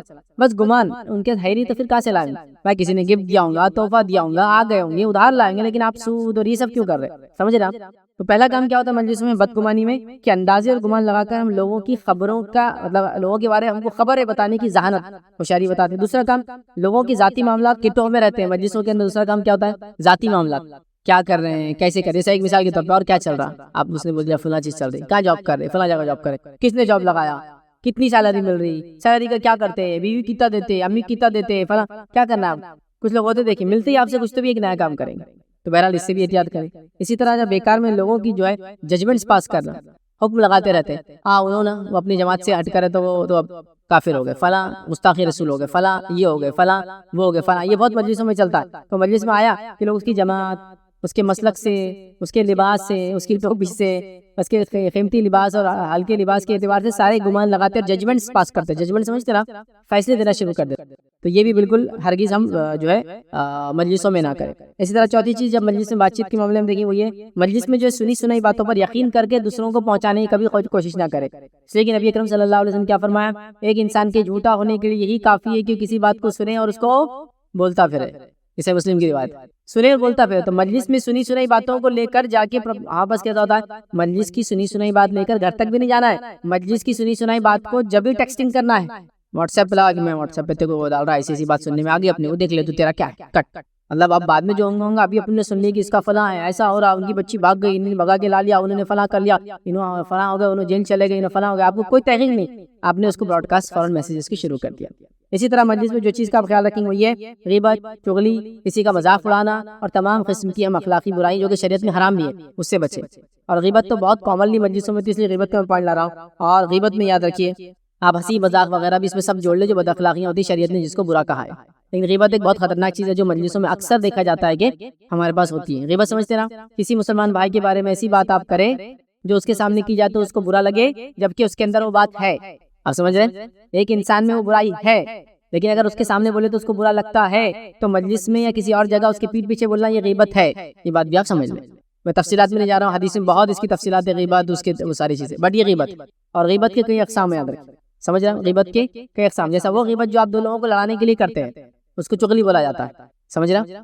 چغلی بولا جاتا ہے، دو لوگ آپ لڑ لیں اس کی وجہ سے، ٹھیک ہے؟ اسی طرح وہ غیبت جو اس کے اندر موجود نہیں برائی، وہ بہتان ہے، الزام ہے، سمجھ رہے ہیں؟ تو غیبت اتنی اقسام ہے، یاد رکھیں۔ تو غیبت بہت بری چیز ہے، لیکن ہم دیکھتے ہیں مجلسوں میں غیبت، ہنسی مذاق، کسی کو تنگ کرنا، ستانا، یہ بالکل کامن نہیں ہوتا ہے۔ اسلام اس سے ہمیں سخت منع کرتا ہے یاد رکھیے غیبت کے معاملے میں، اور خاص طور سے میں نے مجلسوں کو دیکھا لوگ مجلسوں کو سجاتے ہی ہیں غیبتوں کے لیے، مردوں میں بھی یہ حال ہے اور عورتوں میں تو یہ حال بدرجہ اولا جا رہا ہے، اتنا کہ جس کو انتہا نہیں، اور غیبت کے ساتھ جھوٹ، بہتان، الزام تراشی سب مکس ہو جا رہا ہو۔ مثال دیتا ہوں، مثال کے طور پر پڑوسی گھر میں برتن گرنے کی رات میں آواز آئی، دوسرے دن دو عورتیں ملی، اب ایک اور دوسرے کیا بول رہی، بہت مار رہا اس کا شوہر اس کو، دھوتا آ کے رات، کیسا معلوم؟ برتن گرے، خالی برتن بلی گرا سکتی، آدمی گر گیا الماری پہ تو برتن گر گئے اس سے گر سکتے، برتن کسی سامان نکالتے وقت گر سکتے، برتن یوں ہی گر سکتے غلط رکھے گئے تو، لیکن اس سے آپ نے کیا کیا، ایک الزام بھی لگایا اور اس کے بیسس سے پوری غیبتیں بھی چالو، ہاں وہ عورت اتنی بری ہے، ہمارا جو اس کے شوہر نے اس کو جواب دے رہی ہے ویسی، اس نے، ہم تو بچپن سے جانتے ہیں، ہماری کلاس میٹ تھی وہ، ویسی تھی وہ، ٹیچر ہی مارتے تھے اس کو، شوہر ہی مار رہا اس کو، فلاں ہے، یہ ہے وہ ہے، پورا قصہ چل رہا، بعد میں پتہ چلا 4 دن سے تو گھر میں کوئی آئی نہیں، گھر خالی تھا، آپ سمجھ رہے ہیں؟ تو ہماری مجلس سے کیا ہو رہی ہے، غیبت، چغلی، بہتان، الزام تراشی، مذاق، ستانا، تکلیف دینا، اس کا ایک اڈا، یہ ہوگا غیبت ایک کامن۔ غیبت کے علاوہ جو دوسری چیز ہوتی ہے مجلس میں وہ ہے کسی کو نیچا دکھانا، چھوٹا دکھانا یا اس کی شخصیت کا مذاق اڑانا، یہ سیکنڈ کامن تھنگ ہے۔ اور اتنا کبھی کبھار ہو جاتا ہے کہ سالوں سال بعد بھی آپ ویسے ہی رہتے ہیں، سالوں سال بعد تو آدمی سے جانا، 10 سال ہو گئے پھر بھی ایک آدمی ہے اس کا وہی مذاق، تو موٹا ہے، 10 سال سے وہ موٹا ہے، 10 سال سے ایک ہی بات چل رہی اور 10 سال سے اس کا مذاق اسی پہ چل رہا. ہم لوگ اپڈیٹ کب کریں گے؟ آپ سمجھ رہے ہیں؟ ایک تو میں تو اس کا خیال ہی نہیں کہ لوگ مجلس سے جمع ہیں، جس طرح سے میں نوجوانوں کی مجلس سے جمتی، ہوٹل، چوراہے، چبوترے اور کیا کیا بولیں گے، ہاں اڈے، پرانے گھر، مڑکے جھاڑ، ہے نا، یہ سب چیزیں جگہ ہے جہاں لوگ جمع ہوتے ہیں. ایک تو غلط، اور جمع ہو کے صرف غیبت ہو رہی، یا تو کسی کو ستایا جا رہا، یا تو اس کا مذاق اڑایا جا رہا، اور دل برے ہو رہے، دشمنی ہو رہی، رنجشیں ہو رہی، اور کچھ بھی نہیں ہو رہا. اگر یہ نوجوان اتنے 2 گھنٹے کنسٹرکٹیو ورک میں ڈالتے ہیں، ذاتی صفائی، گھر کی صفائی، محلے کی صفائی، سماج کی صفائی، اس میں ڈالتے 2 گھنٹے کے ڈیلی، یہ محلے کے 100 نوجوان 1 گھنٹہ نکل کے محلے کو صاف کریں گے، 1 گھنٹہ نکل کے وہ فلاں پرابلم تھا اس کو سالو کریں گے، 1 گھنٹہ مل کے مشورے کریں گے تاکہ فلاں انسان یا فلاں بیوہ عورت یا فلاں لڑکی یا فلاں گھر والوں کا مسئلہ یا فلاں بزرگ اور بوڑھے کا مسئلہ یا فلاں کوئی ایشو ہے محلے کا، اس کو سالو کریں گے. ہم نوجوان مل کر جو ہے محلے کے اندر جو ہے جو چیزیں، جو سہولتیں ہونا چاہیے ہم کو نہیں مل رہی ہے حکومت سے، اس کے لیے جا کر جو ہے وہاں اپنی عرضیات پیش کریں گے اور کام کریں گے. آپ اندازہ لگائیے ہمارا کتنا کنسٹرکٹیو ورک جو ہو سکتا تھا وہ صرف چبوترے لکڑوں پر ضائع ہوتا ہے. جب ہم چھوٹے تھے تو کبھی کبھار دل بولتا تھا چبوترے پہ لوگ بیٹھتے تھے، تو چونکہ بڑے بچے رہتے تھے تو ہم لوگ گھر میں بولتے تھے ہم بھی ہے نا چبوترے پہ جا کے بیٹھیں گے. تو ہمارے پاس ایک لمٹ لگا دی، اب 10th پاس ہوں گے تو چبوترے بیٹھنا. تو ہم انتظار کر رہے تھے 10th پاس ہونے کا کہ چبوترے بیٹھنے کو ملے گا رات میں، ٹھیک. لیکن جب بھی جو ہے والد صاحب کے ساتھ کہیں سے آنا جانا ہوتا اور اس خواہش کا اظہار کرتے ہیں کہ چبوتروں پہ بیٹھنا ہے ہم کو، تو والد صاحب ایک بات بولا کرتے تھے، اچھی نصیحت. وہ یہ بات بولا کرتے تھے کہ چبوتروں پہ بیٹھنے والوں نے بیٹا چبوتروں کی فرشی گھسنے کے علاوہ دنیا میں کوئی کارنامہ انجام نہیں دیا. مطلب اگر بڑے سے بڑا کوئی کام کیا انہوں نے کبھی زندگی میں، تو زیادہ اور زیادہ بیٹھنے سے فرشی تھوڑی سی گھس جاتی. وہ پاسبل نہیں ہوتا، لیکن بہت بیٹھا تو گھس گئی سمجھو. وہ اتنے ہی کارنامے انجام دیتے، اس کے علاوہ دنیا میں اور کچھ نہیں کرتے. سمجھ آئے؟ اور یہ نہیں میں نے دیکھا لوگوں کو روز عشاء کی نماز، پھر کھانے کے بعد چبوترا. جو چبوترا شروع ہو رہا عشاء کے بعد سے تو دیر رات گئے تک چبوترے پہ چلمنے، چبوترے پہ بیڑی، چبوترے پہ سگریٹ، چبوترے پہ بیڑی تمباکو، چبوترے پہ غیبت، چبوترے پہ مذاق اڑانا، چبوترے سے دوسرے چبوترے کا مذاق، دوسرے چبوترے کا ان کا مذاق، ان کی ان سے انبر، ان کی ان سے انبر، ان کی گاڑی ان تک تیز جاری، ان کی گاڑی ان پہ دھول اڑا رہی. پوری زندگی سے 2 چبوترے کر کے آخر میں کیا ہوگا، یہ چبوترے کا آدمی 1 مر گیا، وہ چبوترے کے 2 مر گئے، یہ چبوترے کے 3 ہو گئے، وہ چبوترے کے 4 بڈھے بیٹھ رہے تو اب 2 بڈھے ہو گئے اور یہ 1 بڈھا ہو گیا. اب نوجوانوں کا ایک نیا چبوترا، شام میں یہ بیٹھتے، رات میں یہ بیٹھتے، صبح فجر کے بعد یہ بیٹھتے. مطلب یہی پوری زندگی چل رہا ہے. ابھی شہروں میں ماشاءاللہ کتے بڑھ گئے تو چبوتروں پیشاب کر رہے بول کے لوگ آج کل کم بیٹھ رہے، لیکن ہو رہا ہے. ابھی دیکھیں کتے اتنے ہو گئے، لوگ لال بوٹل لگا رہے ہر جگہ. تو چلو کتوں نے بھی کچھ نہ کچھ اچھا ہی کام کیا پیشاب کر کے، میں تو لوگ چبوترا بنا لیتے اس کو. میں تو کئی لوگوں کو دیکھا چنگم غلاظت لا کے ڈالتے چبوتروں پہ اپنے تاکہ لوگ نہ بیٹھے آ کر. گرم پانی پھینک دیں گے، کم از کم پانی ڈالیں گے، کیچڑ کریں گے، کنڈے رکھ دیں گے، جھاڑ لگا دیں گے، کیلے الٹے مار دیں گے، کچھ تو بھی کریں گے تاکہ لوگ نہ بیٹھے. آپ سمجھ رہے نا؟ تو یہ ہو گیا ہے. لیکن اگر یہی امت یہ سوچ لے کہ نہیں یہ مجلس سے نہیں جماتے ہوئے مجلسوں کو ہم رخ بدلیں گے، یہ مجلس سے ہماری مسجدوں میں جمیں گے، ہم ذکر و اذکار میں بیٹھیں گے، ہم تلاوت قرآن کو سمجھنے میں، مسجد کو صاف صفائی کے اندر، محلے کی صاف صفائی، گھر کی صاف صفائی، اپنی صاف صفائی، اپنا علم، اپنا ہنر، اپنی صلاحیتیں، اپنے حلال روزی کی بات کریں گے، فلاں کریں گے، یہ کریں گے، بچوں کے مستقبل کی بات کریں گے، چھوٹوں کی بات کریں گے، بڑوں کی بات کریں گے، نہیں ہو رہا ہے. تو میں کہہ رہا ہوں اگر چند نوجوان بھی چند محلوں کے ایک ساتھ جمع ہو کر اپنے 2-4 گھنٹوں کو صحیح جگہ لگانا چالو کر دے تو اس محلے کی وہ کایا پلٹ سکتے ہیں. یہ میرا دعویٰ ہے. لیکن وہ اپنا بشرط ہے کہ وقت کو صحیح جگہ انویسٹ کرے. میں نے دیکھا ہے لوگ اپنے وقت کو بہت ضائع کرتے ہیں اور یہ مجلسوں کے اندر غیبت، چغلی، تکبر، جھوٹ، کینہ، سبحان اللہ، یہ اتنی برائیوں کی جڑیں اسی کو نہیں. چلیے آگے بڑھتے ہیں. کسی مجلس کے اندر چھٹی چیز جو کرنا یاد رکھے، کسی مجلس میں بیٹھے بات چیت کرے، برائی ہوتے دیکھے تو کیا کرے، تو برائی ہوتے دیکھے تو اس کو روکے. یاد رکھے کیونکہ حدیث واضح ہے. میں سمجھتا ہوں نسائی کی روایت ہے، بڑی مشہور روایت ہے، کسی برائی کو ہوتا دیکھو تو ہاتھ سے روک، ہاتھ سے نہ روک سکے تو زبان سے روکو، ایسا بھی نہ کر سکے دل میں برا جانا، اور یہ ایمان کی آخری حد. تو اگر مجلسوں میں آپ برائی دیکھے، ہنسی مذاق، ٹھیٹھی ٹاٹا فلائیں، تو آپ اس کا رخ موڑے. ہاں کوئی اچھا انسان کسی مجلس میں اس لیے جانا شروع کرے کہ جا کر دھیرے دھیرے لوگوں کو انفلوئنس کریں گا، اثر انداز کریں گا اور صحیح کام کی طرف لے جائیں گا، تو یہ تو اچھی بات ہے. اور ایسے بھی اچھے لوگوں کو میں نے دیکھا کہ وہ جا کے ایسی مجلسوں میں خاص بیٹھ کر ان میں سے کچھ نہ کچھ نوجوانوں کو نکال کے لا ہی لیتے اپنے طرف. آپ سمجھ رہے ہیں؟ تو اس چیز کو بھی سمجھنی ضرورت ہے. 7ویں چیز یاد رکھیں، مجلس میں کسی کی برائی کی جائے تو ہم کیا کریں. تو یاد رکھیے ایک حدیث کا جو مفہوم ہے وہ مفہوم اس طرح سے ہے کہ نبی اکرم صلی اللہ علیہ وسلم کے سامنے ایک شخص نے کہا فلاں آدمی تو منافق ہے. آپ برائی ہوتے دیکھ رہے تو کیا کرنا ہے، فلاں آدمی تو منافق. یہ سن کر نبی اکرم صلی اللہ علیہ وسلم نے فرمایا ایسا مت کہو، کیا تم دیکھتے نہیں کہ وہ لا الہ الا اللہ کہتا ہے اور اس کا مقصود خالص اللہ کی رضامندی حاصل کرنا ہے. کسی نے کسی پہ الزام ڈالا، نبی اکرم صلی اللہ علیہ وسلم نے اس کو جواب دیا، اس نے کہا وہ منافق ہے. آپ نے کہا اس نے خالص دل سے لا الہ الا اللہ پڑھا اور اس کا مقصد اللہ کو راضی کرنے کے علاوہ کچھ نہیں تھا. تو پتہ چلا مجلس میں کسی پہ الزام لگے تو آپ کو کیا کرنا ہے، دفاع کرنا ہے. اب مجلس میں آپ سب بیٹھے، اب ایک نے آ کے بول جا رہے انہیں تو فلاں ہے، میرے دل کی بات بول دیا آواز تو نے، انہیں تو بڑا کافر، میں بولتا منافق بھی ہے ساتھ میں بیٹا ہوا ایسا کر، ارے منافق دور بیٹا، پورا خاندان جہنم میں ان کا، تیرے کو کیا، ارے تو نے کچھ نہیں بولا بیٹا، میں بولتا اس کی آئے کی بات، وہ تو پورا خاندان زانی بھی ہے، تیرے کو کیا بیٹا، اپنے کو تو یہی معلوم، اور اس کی برائی شروع ہو گئی۔ یا تو آپ اس کا دفاع کرتے اور واقعی میں اگر وہ برا ہے تو آلریڈی اس کی برائی تو ہو رہی ہے، خاموش بیٹھو، ختم کر دو بات، سمجھ رہا بات کو۔ لیکن ہم کیا کرتے ہیں، کسی بھائی کا دفاع کرنا چھوڑ کر یہ ہماری مجلس سے بن جاتی ہے غیبت کی اور لوگوں پہ الزام لگانے کی وجہ بن جاتی ہے۔ اور میں یہ بات بالکل دعوے سے کہہ سکتا ہوں کہ ہماری اکثر دینی مجلسیں اسی پر مبنی ہوتی ہیں کہ کون گستاخ رسول ہے، کون نافرمان ہے، کون منافق ہے، کون کافر ہے، کون بے دین ہے، کون، یہی ہم پلاننگ کر رہے ہیں، ہم کو اس کی حقیقت معلوم ہی نہیں سامنے آنے کی کہ ہماری پوری پلاننگ اسی طرح سے یاد رکھیں۔ اور اکثر ہماری دینی مجالس کا معاملہ یہ ہے کہ ہم صرف دوسروں کو گالی دینے کو اپنی اصلاح سمجھتے ہیں، جبکہ الزام ہے تو ہم کو کیا کرنا ہے۔ دیکھیے ایک انسان کسی جماعت کسی مسلک سے ہونے سے وہ مسلمان نہیں رہتا، ایسا نہیں ہوتا، آپ سمجھ رہے ہیں۔ ہم کو یہ حق نہیں پہنچتا کسی کو ہم یہ بولے کہ مسلمان نہیں فلاں جماعت میں جانے سے یا فلاں مسلک کو اختیار کرنے سے، لیکن ہماری دینی مجلسوں کی حال بتا رہا ہوں میں، کہ دنیا کی مجلس سے کیا لوں گا آپ اس سے کمپیئر کر لیجئے، موازنہ کر لیجئے کہ دینی مجلس کی حال ہے کہ دین کے 4 لوگ جمع ہوئے، یہ گھر والے کیسے ہیں، آپ کو کیا کرنا ہے، ایک تو گھر والوں، لیکن آپ اس پہ پورا چرچا اور پورا ڈسکشن، اور آخر میں اللہ ان پہ لعنت کرے، انہوں نے بے دینی پھیلا دیے، آپ کو خود دین نہیں پتا اور دوسروں پہ آپ بے دینی کا الزام دھر رہے ہیں۔ اور اللہ رحم کرے، ہر آنے والا جو آ چکا ہے پچھلوں کے نئے آنے والے پر وہ الزام لگاتا ہے، اور ذرہ برابر بھی سوچ نہیں ہوتی ہے، ذرہ برابر بھی، بڑے سے لے کر چھوٹا سب کا یہ معاملہ ہے۔ میں مثالیں دیتا ہوں، ہاں بس پہلے تمام لوگ تقریباً کم و بیش تمام لوگ جو ہے ایک جیسی قسم کے تھے، خبر پرستیاں اور محرم کے فلاں مسئلے اور شادیوں میں گانا بجانا، یہ تمام لوگوں کا مسلک تھا، ہے نا، یہ اسی سب چلتا تھا ہر جگہ۔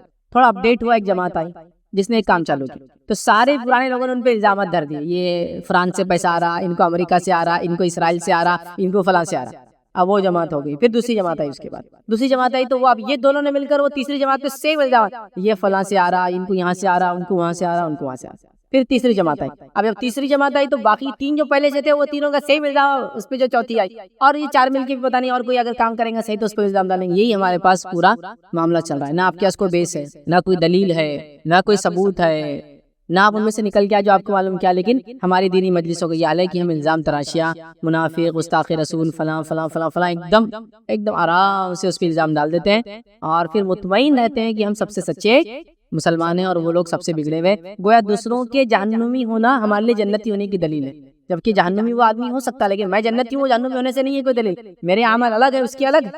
ہم لوگ اس کے گناہوں کو اپنے نیک ہونے کا سبب سمجھتے، اس کا جہنمی ہونا اپنے جنت میں ہونے کا سبب سمجھتے، اور دینی مجلسوں کے نام پر دوسروں کی غیبتوں اور چغلی کے علاوہ کچھ بھی نہیں کر رہے۔ تو یہ بہرحال حال ہے، جبکہ اللہ کے رسول نے ان کے سامنے منافق کہا کسی نے کسی کو، آپ نے جواب دیا اس کا۔ اسی طرح 8ویں چیز کیا کرنا ہے، یاد رکھیے بات چیت کے عملے، لوگوں کی ناراضگی کے ڈر سے مجلس میں حق بات کہنے سے شرمانا نہیں چاہیے۔ اب مجلس میں کسی نے کسی پہ الزام لگا دیا، اب آپ بولیں گے نہیں میں اس کا دفاع کروں گا تو لوگ سمجھیں گے میں ہوں، پیچھے نہیں ہٹنا چاہیے، اگر حق بات ہے تو آپ وہاں بولنا چاہیے آپ نے فلاں چیز کہی ہے درست نہیں ہے اور میں اس چیز کو نہیں مانتا ہے، اور یہ کرنا چاہیے۔ دیکھیے ایسے بہت سارے چیزیں ہم دیکھتے ہیں جس کے اندر اللہ کے رسول صلی اللہ علیہ وسلم نے اور صحابہ نے اس سے عمل کیا۔ چھوٹا سا ایک واقعہ سناتا ہوں، معاویہ رضی اللہ عنہ نے عائشہ رضی اللہ عنہ کو ایک بار خط لکھا اور کہا کہ مجھے کچھ نصیحت یا وصیت کیجیے۔ عائشہ رضی اللہ عنہ نے ان کو ایک خط لکھا، دعا اور سلام کی بات، معلوم ہو کہ آپ نے ان کو جواب دیا، معلوم ہو کہ نبی اکرم صلی اللہ علیہ وسلم کو میں نے یہ کہتے ہوئے سنا ہے، جو لوگوں کی ناراضگی میں اللہ تعالیٰ کی رضا طلب کرتا ہے تو لوگوں سے پہنچنے والی تکلیف کے سلسلے میں اللہ اس کے لیے کافی ہو جاتا ہے۔ سمجھ رہے بات کو، کہ جو لوگوں کی ناراضگی میں اللہ کی رضا طلب کرتا ہے، مطلب اللہ نے جو کہا حق بات کو کہتا ہے، چاہے لوگ ناراض ہو جائے تو اللہ تعالیٰ اس کا دفاع کرتا ہے، اس کے لیے کافی ہو جاتا ہے۔ اور پھر آپ نے فرمایا کہا کافی ہو جاتا ہے، اور جو اللہ کی ناراضگی میں لوگوں کی رضا طلب کرتا ہے، اللہ کو ناراض کرتا ہے، لوگوں کو راضی کرتا ہے، تو اللہ تعالیٰ انہی لوگوں کو اسے تکلیف دینے کے لیے مقرر کر دے گا، مطلب اللہ تعالیٰ انہی لوگوں کو ان کے لیے اپوائنٹ کر دے گا جو ان کو تکلیف پہنچائیں گے، چونکہ وہ لوگوں کو راضی کرنے کے لیے اللہ کو ناراض کرے، اور جب اللہ کو راضی کرنے کے لیے ہم لوگوں کو ناراض کرتے تو اللہ ہمارے لیے کافی ہو جاتا ہے۔ تو یہ وصیت معاویہ رضی اللہ عنہ کو عائشہ رضی اللہ عنہ نے دی جب انہوں نے کہا کہ ہمیں کچھ وصیت کیجیے۔ اسی طرح 9واں پوائنٹ یہ ہے مجلس میں ہنسی مذاق یاد رکھیں۔ اب مجلس میں ہنسی مذاق کے تعلق سے میں آپ کو کیا کہوں، یاد رکھیے اکثر ہم دیکھتے ہیں لوگ مجلس میں ہنسی مذاق اڑاتے ہیں لوگوں کی، جبکہ یہ غلط ہے۔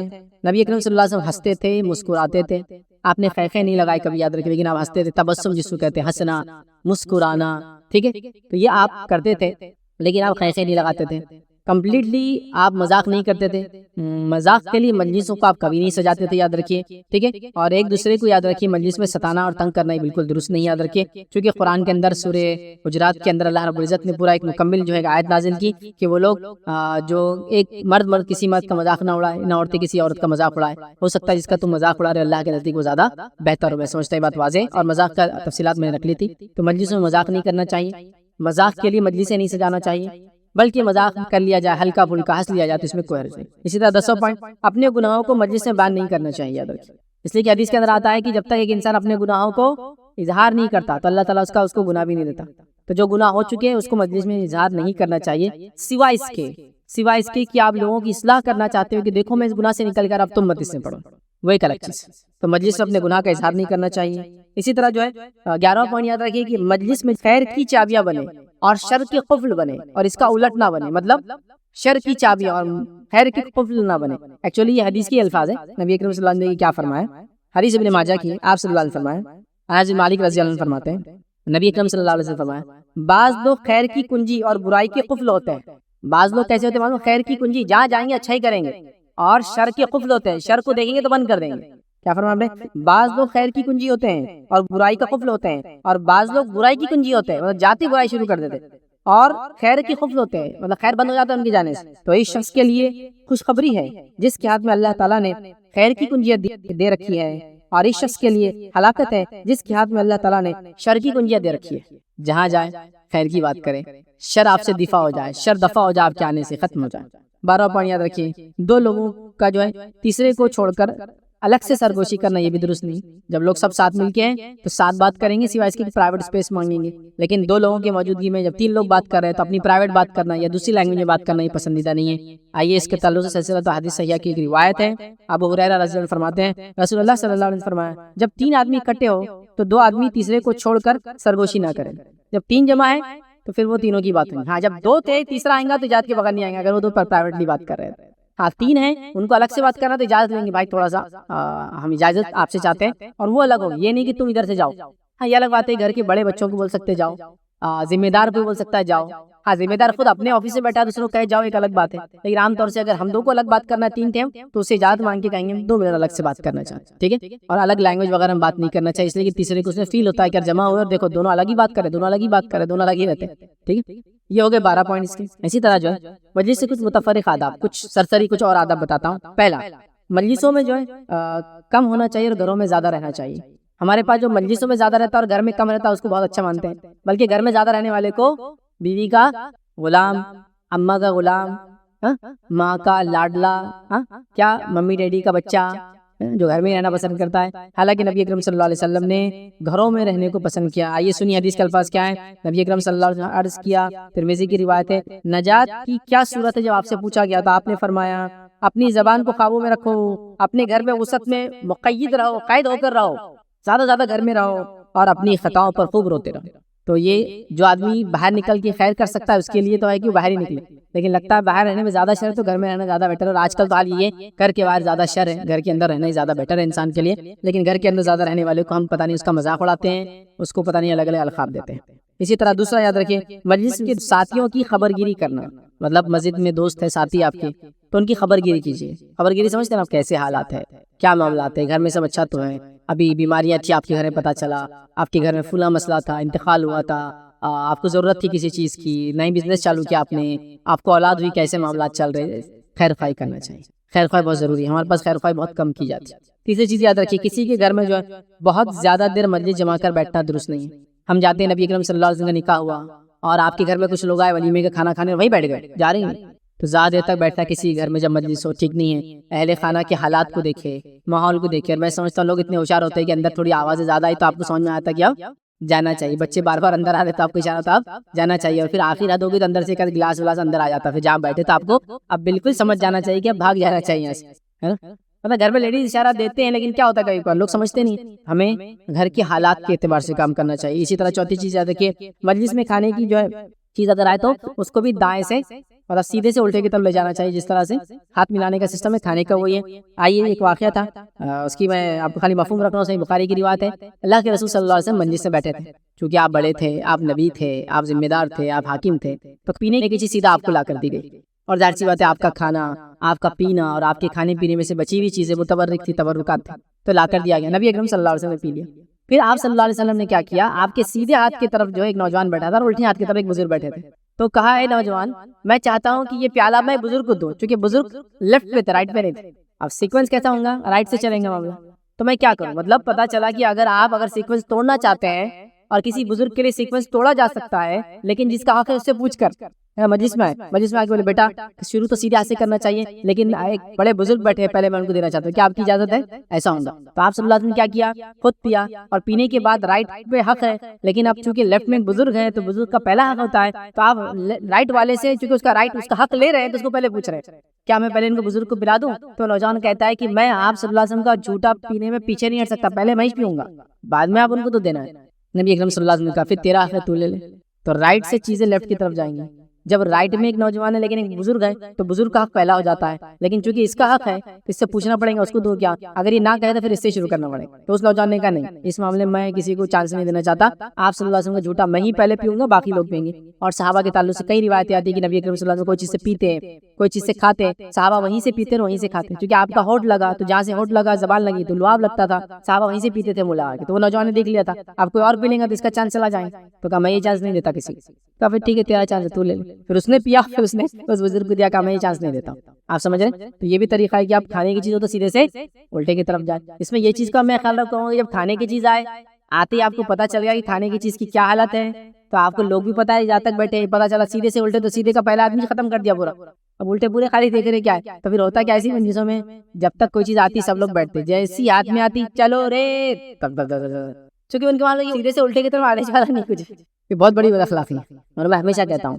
کھانے کے معاملے میں اگر انسان بد اخلاقی سے بچ جائے اور یا اس پہ نظر رکھنے سے بچ جائے، سمجھ رہے آپ، لوگوں کا مذاق اڑانے سے بچ جائے اور اس چیز سے بچ جائے کہ بھائی ان کے پاس ہے تو میرے پاس کیوں نہیں، اس سے اگر بچ جائے دو تین چیزوں سے، اس سے دنیا کا خیر پا لیا۔ چونکہ میں نے لوگوں کو دیکھا مالدار اور غریب کا اس میں کوئی فرق نہیں ہوتا ہے، جانوروں کو ایسا لڑ رہے کھانے کے لیے۔ ایک دوست کے گھر میں خوشی ہو گئی، کالج لائف میں ایسی ہوتا، اس نے مٹھائی کا ڈبہ لا لیا، 1 کلو مٹھائی ہے، 5 دوست تھے، کتنا کھائیں گے ایک آدمی، 200 گرام کھا سکتا نا، لیکن پھر بھی سیدھا نہیں کھائیں گے، کیسا کھائیں گے، انہیں ہاتھ ڈال رہا، انہیں اس کے ہاتھ میں چھین رہا، انہیں اس کے ہاتھ میں چھین رہا، انہیں وہ کر رہا، سمجھ رہے بات۔ کھانے کے معاملے میں آپ بے نیاز ہو جاؤ، آپ اس کا فرق محسوس کریں گے، سمجھ رہے بات۔ آپ اس کو آزما کے دیکھ لیجیے، جو آدمی کھانے کے لیے بھاگیں گا لوگ اس کو کبھی کھانا نہیں دیں گے، جو آدمی دور کھڑا ہوگا لوگ اس کے پاس لے جا کر اس کو دیں گے، یہ بات کامن ہے، یہ ہیومن سینس ایسی اپیل کرتا ہے یار وہ آدمی نے مانگا نہیں اب تک، اپنے اس کو پہلے دینا چاہیے، یہ انسانی فطرت بھی یاد ہے۔ تو بہرحال کھانے کے معاملے میں یاد رکھیے سیدھے سے الٹے کی طرف دینا چاہیے۔ اسی طرح جو ہے مجلس کے اندر یاد رکھیے ایسی کوئی حرکت نہ کرے جسے لوگوں کو ناپسند ہو یا تکلیف ہو، جیسا کہ چھینکا آئے تو آپ دستی رکھیں، کچھ نہ ہو تو نبی اکرم صلی اللہ علیہ وسلم ہاتھ رکھتے تھے، کچھ نہ ہو تو ہاتھ رکھیں، ٹھیک، اور ہاتھ رکھنے کے بعد یہ نہیں کہ سامنے والے پھر پوچھ دے اس کو، ہاتھ رکھیں پھر جا کے دھو لے ہاتھ، یا اپنے کپڑوں سے پوچھ دے، دوسروں کو تکلیف دے سکتے ہیں آپ۔ اسی طرح کھانس رہے تو منہ کو بند رکھیں، مجلس میں دعوت کے بعد کچھ منہ میں اٹک جائے تو لوگوں سے دور ہٹ کر، یا دور ہٹنا ناممکن ہے اور تکلیف ہے تو آپ ہاتھ رکھ کر منہ میں سے کچھ نکالیں، دانتوں کا خلال کرنا صفائی کرنا ہے تو ہاتھ رکھ کر کریں، آنکھ میں لگتا ہے کچھ میل ہے تو خاموشی کے ساتھ یا تو آنکھ ڈھک لیں یا تو چہرہ پھیر کر نکالیں۔ آپ سمجھ رہے ہیں نا، یہ سب چیزیں کرنا چاہیے، ضرورت ہوتی ہے انسانی، لیکن جب کرے تو اس میں احتیاط کریں کہ مجلس میں کسی انسان کو اس سے تکلیف نہ ہو، یاد رکھیے۔ اسی طرح جو ہے جب مجلس ختم ہو جائے، یہ 25 پوائنٹ تھے، باقی 2 پوائنٹس یہ ہے، مجلس کے خاتمے پر اللہ کا ذکر کرے، یاد رکھیے، بیچ میں بھی کرے، شروعات میں بھی کرے، اس لیے کہ نبی اکرم صلی اللہ علیہ وسلم سخت وعید کی، اور حدیث میں بہرحال پوری حدیث نہیں رکھتا، ابو داؤد کی روایت کے الفاظ یہ مفہوم یہ جس مجلس میں لوگ اللہ کے ذکر کے بغیر رہتے ہیں اور اسی کے بغیر اٹھ جاتے ہیں، اس مجلس کی مثال ایسی ہے کہ جیسے کہ مرے ہوئے بدبودار گدھے کی لاش پہ سے مجلس اٹھی ہے۔ اللہ کا ذکر جس مجلس میں نہیں ہوتا اس کی مثال کیسی ہے، مرا ہوا گدھا، اس کے لاش پہ آپ بیٹھے تھے جو بدبو دے رہا ہے اور وہاں سے پھر اٹھ کر گئے، ایسی مثال۔ تو لہٰذا اللہ کا ذکر ہونا چاہیے شروع میں، بیچ میں، خاتمے پر، اور مجلس کے خاتمے پر آخری پوائنٹ ہے دعا کے ساتھ ہمیں اٹھنا چاہیے، اور مجلس کے خاتمے کی دعا ہے سبحانک اللہم و بحمدک اشہد ان لا الہ الا انت استغفرک و اتوب الیک، یہ دعا کر کے اٹھنا چاہیے۔ یہ دعا انفرادی ہے، سب اپنی اپنی کر کے اٹھ سکتے ہیں، اجتماعی نہیں۔ اگر کوئی ذمہ دار بات کر رہا تھا مجلس سے تو وہ پڑھ لیں، لوگ بھی اپنا اپنا پڑھیں، یہ پڑھنا چاہیے۔ اس کا کفارہ، اس کا منع ہے پاک ہے اے اللہ تو، اور سب تعریفیں تیرے لیے ہے، میں گواہی دیتا ہوں کہ تیرے سوائے کوئی معبود برحق نہیں ہے، میں تجھ سے مغفرت چاہتا ہوں اور تیری طرف رجوع کرتا ہوں، تو اس کے اس مجلس میں اس نے ہونے والی جو لرزشیں اور گناہ ہیں وہ معاف ہو جاتی ہیں۔ حدیث میں جو بھی لرزش سے گناہ وغیرہ ہوتے ہیں وہ معاف ہو جاتے ہیں، تو لہٰذا مجلس کے خاتمے پر دعا کرنا چاہیے۔ تو یہ چند آداب تھے جو مجلس کے تعلق سے میں نے مناسب سمجھے کہ میں آپ کے سامنے رکھوں، تاکہ جب یہ مجلس میں جائے تو ان آداب کا خیال رکھتے ہوئے ہم کام کریں۔ دیکھیے ویسے دینی علم کا تو معاملہ ایسا ہے کہ ہم جتنا سیکھیں گے اور اس پہ پھر عمل کریں گے اتنا ہماری زندگیوں میں باقی رہیں گا۔ ہم صرف سیکھیں گے اور عمل چھوڑ دیں گے تو نہیں ہوگا، ورنہ مجلسوں کا معاملہ ہی ہم روز جمع رہے ہیں، اگر ان آداب کا خیال رکھے، سلام سے شروع کیا، سیدھے سے الٹے کی طرف لوگوں سے ملا، اچھی بات کی، برائی سے روکا، اچھائی کا حکم دیا، برائی سے ایک دوسرے کو ہم نے روکا، اچھے کاموں کی ہم نے پلاننگ کی، دین اور دنیا کی خیر کی باتوں کی ہم نے اس کے اندر باتیں کی، چغلی، غیبت، بہتان، الزام تراشی، مذاق اڑانے سے ہم نے اسے پرہیز کیا، اللہ رسول کا ذکر اس کے بیچ بیچ میں ہم کرتے رہے، پھر مجلس کے اندر تمام خیر کا مطلب پہلو رہا، ادب اور اخلاق کو پورا فالو کیا، خاتمے پہ دعا پڑھی، تو یہ مجلس بھی ہمارے لیے ثواب کا باعث بن جاتی ہے، لیکن اگر یہ نہ کیا تو یہ مجلس ہمیں جہنم میں لے جانے کی ایک وجہ بن جائیں گی۔ تو لہٰذا اپنی مجلسوں کو یہ بے حد ضروری ہے کہ کتاب و سنت کے مطابق ہم سجائیں، کتاب و سنت کے مطابق ہم کریں، کتاب و سنت کے مطابق ہم اس کو مجلسوں کو اپنے بنائیں، اور ہر ان چیزوں سے بچے جو چیزیں یاد رکھیے دین اور شریعت نے برا مانا ہے، ورنہ یہ مجلس ہے جو آج ہم کو اچھا لگتا ہے ان میں بیٹھنا، ان میں مذاق کرنا، ان میں رہنا، کہ ایسا نہ ہو نعوذ باللہ کہ یہ آخرت میں ہمارے لیے جان کا وبال بن جائے، اور ہم اللہ تعالیٰ سے یہ کہے یا وہاں کا گزارش کرے کاش یہ مجلسوں میں نہ گیا ہوتا، نہ بیٹھا ہوتا، نہ سنا ہوتا، نہ شامل ہوا ہوتا۔ تو وقت آنے سے پہلے اپنی مجلسوں کو ہم ٹٹولے اور صحیح مجلسوں کا انتخاب کریں، اور صحیح جگہ ہم بیٹھیں، اور مجلسوں کو صحیح جگہ جمع یاد رکھیں۔ میں نے وہ تفصیلات نہیں لی کہ بازاروں میں، راستوں پر نہیں جمانا چاہیے مجلسوں کو، اس لیے کہ اگر مجبوری ہے تو ایک الگ ویسا بزنس مین ہے اور بزنس کی بات کرنا ہے۔ صحابہ کے زمانے میں کوئی دکانوں کو لان اور پیچھے ورانڈے وغیرہ نہیں ہوتے تھے، بس دکان والے تو تھیلا لوگ لاتے تھے، بچھائے سامان رکھ دیا، اب کا جگہ ہے بات کرنا ہے تو راستے پہ کرتے تھے، وہ تو مجبوریاں تھیں۔ جب ایسی مجبوری ہو تو لوگوں کو سلام کریں، اوپر نہ دیکھیں، غیر محرم کی طرف نظر نہ ڈالیں، ساری احتیاط کرتے ہوئے بہرحال بھابھی کر سکتے ہیں مجبور، لیکن احتیاط یہ ہے کہ آج کل ساری سہولتیں مجلس زمانے کی اچھی جگہیں ہوتی ہے، تو ایسی جگہوں پر بیٹھے جا لوگوں کو تکلیف نہ ہو، ہمارے شر سے لوگ محفوظ رہیں، کسی غیر محرم کے آنے جانے کا راستہ نہ ہو، لوگوں کو تکلیف محسوس نہ ہو، غیر محرم پہ نظر نہ پڑے ہماری، ٹھیک ہے، ہمارے وجہ سے خرابی گندگی وہاں نہ ہو، یہ تمام چیزوں کا خیال رکھتے ہوئے اگر مجلس سے جمائے تو مجلس سے باعث اجر و ثواب ہے، ورنہ یہ جہنمی مجلس سے بن جائیں گی۔ بہرحال اسی پہ اپنی بات کو ختم کریں گے۔ اللہ رب العزت سے دعا ہے کہ اللہ سبحانہ تعالیٰ ہم کو جو ہے اپنی مجلسوں کو کتاب و سنت کے مطابق جو ہے جمانے اور ترتیب دینے کی توفیق عطا فرمائے، جب تک ہمیں زندہ رکھے اسلام اور ایمان پر زندہ رکھے، خاتمہ ایمان پر ہو، آخر دعوانا الحمدللہ رب العالمین۔